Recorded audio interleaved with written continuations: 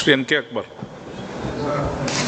NHIയുടെ കീഴിൽ നിർമ്മാണം പുരോഗമിക്കുന്ന ദേശീയപാത 66 വികസന കാര്യങ്ങൾ പരിശോധിക്കാൻ അങ്ങ് കഴിഞ്ഞ ആഴ്ച നേരിട്ട് സ്ഥലപരിശോധന നടത്തിയിരുന്നു. അവിടെ ജനങ്ങളിൽ നിന്ന് ഉയർന്നു വന്ന ഒരു പ്രശ്നമാണ് ഗുരുവായൂർ മണ്ഡലത്തിലെ മന്നലംകുന്ന് മസ്ജിദ്, ചേറ്റുവ MES, പൊക്കുളങ്ങര എന്നിവിടങ്ങളിൽ അണ്ടർ പാസേജിൻ്റെ പ്രശ്നം. അക്കാര്യത്തിൻ്റെ പരിഹാരത്തിന് വേണ്ടിയിട്ടുള്ള പുരോഗതി ഒന്ന് പറയാമോ?